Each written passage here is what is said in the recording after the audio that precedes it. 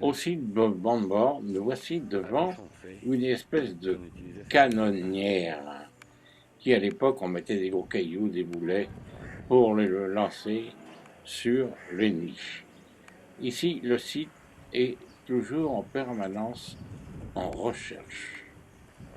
Ce lieu fut à son apogée vers le 9e, 10e siècle, au moment où l'Indus passait près d'ici, déplacé aujourd'hui par les événements. Le musée nous offre la possibilité de voir quelques objets de décoration pour les humains, c'est-à-dire des bracelets, des boucles d'oreilles, toutes sortes de choses, fabriquées et qui avaient fait la valeur de la région à cette époque, même des céramiques. C'était juste, il n'y avait pas par exemple qu'il y avait des lames, et c'est la grosse contour des machines assez sophistiquées. Aujourd'hui, paraît-il que de nouvelles fouilles ont pu faire découvrir une ville qui fut en plein essor, et certainement le port qui était à la place de Karachi, compte tenu de l'emplacement de l'Indus, comme je vous l'ai dit précédemment.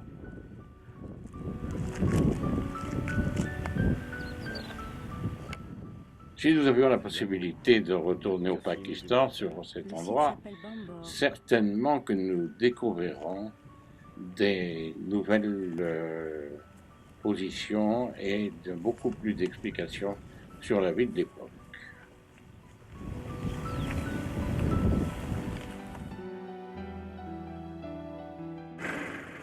Chokandi est l'endroit, le cimetière des tombes musulmanes de l'époque Rajput. Certaines sont en forme de pyramide, d'autres de forme carrée, mais toutes sculptées, décorées. On trouvera en particulier des épées, des casques, pour les tombes des hommes. Toutefois, en ce qui concerne les femmes, on se reconnaîtra surtout à la forme des boucles d'oreilles, des colliers, des parures féminines. They sit in a armchairs and 4 people pick their chair. That's called dolly. Oui, il y a quand les gens aisés sortent comme ça, ils sont Or a big flag. So that is the sign of the peace.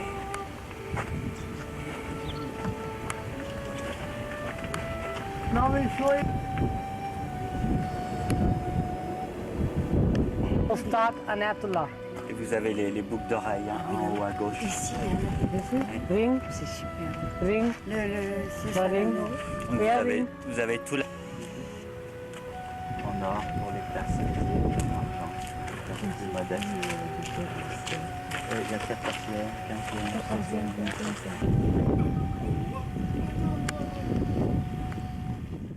Ici aussi, certains monuments ont résisté au siècle. Il y a une épée représentée This is extra bottle for water et un autre pot à eau. and a beautiful crown at the top. Et, Sahibe. et il y a le nom de la personne. Sahibe Chokandi, Ben Saïbé, qui était du clan Chakundi. the big boss On of peut the Chokandi. l'identifier à coup sûr. And then his brother. On peut dire quand même qu'à cette époque même, comme précédemment, et comme ce sera dans le futur, il y eut des architectes, des concepteurs, vraiment hors normes pour laisser aux civilisations suivantes les traces de cet endroit.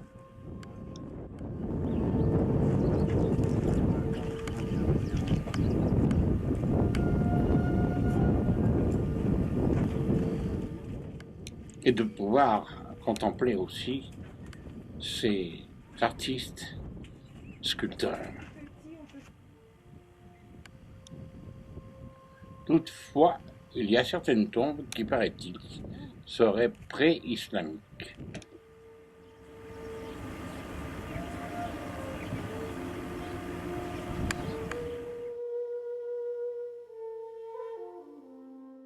Makli, capitale des 3 dynasties, prédécesseur des associations des empereurs moghols de Delhi. Tata n'a cessé d'être embellie du XIVe au XVIIIe siècle, et c'est pour cela que l'on retrouve ce superbe cimetière de Macly qui servait de lieu de prière, de recueillement vis-à-vis des ancêtres, vis-à-vis des morts. De superbes tombeaux y furent érigés. Dans ce superbe endroit, construit de briques aussi vernissées, furent enterrés des gens comme des reines, des écrivains, des saints, et encore aussi nombreux philosophes de l'époque Rajpout.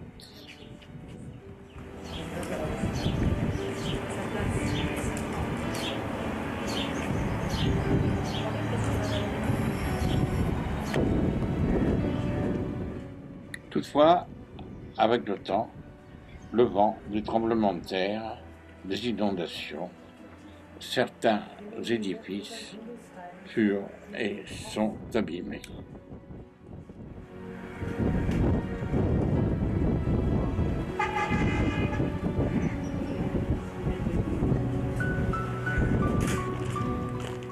Malgré tout, quelques-uns ont résisté au siècle.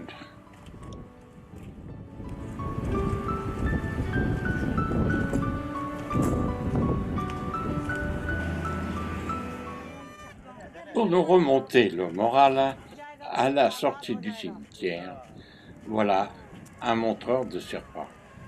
Ces personnes savent aussi par là même choisir l'endroit où il y a des visiteurs pour pouvoir faire une bonne recette. Mais nous allons assister en particulier à quelque chose qui est que cet homme va donner un serpent à une mangouste pour être dévorée. Regardons.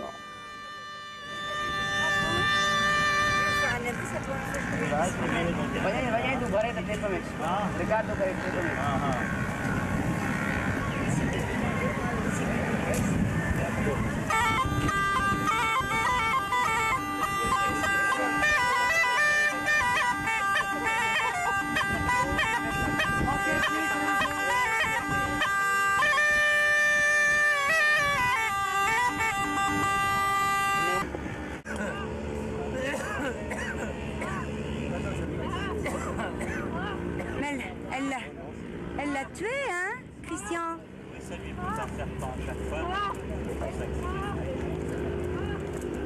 Ah, la pauvre bête. Est-ce que c'est la mangouste, ça? Oh, regarde.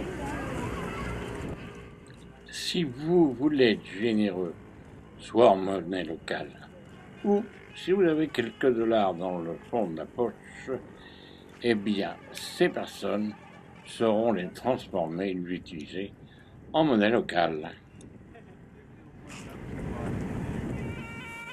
Avec un décalage, là, nous sommes à la sortie de la mosquée bleue.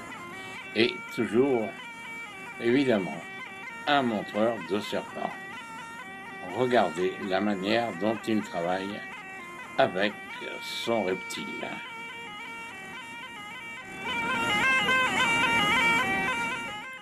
Comme les serpents n'ont pas des grandes oreilles, ils n'entendent pas grand-chose, évidemment.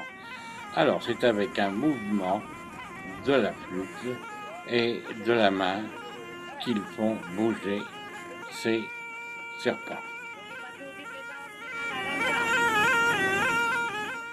Malgré tout, quand on observe bien, il faut une certaine dextérité pour ne pas se faire mordre.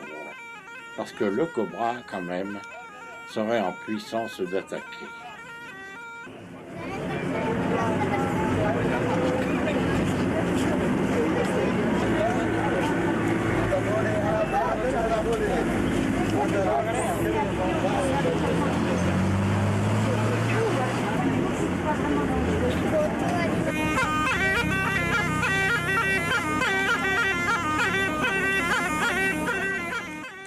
Nous allons nous quitter maintenant et vous dire donc au prochain spectacle qui sera à la Mosquée Bleue, au revoir et vous avoir diverti un certain moment.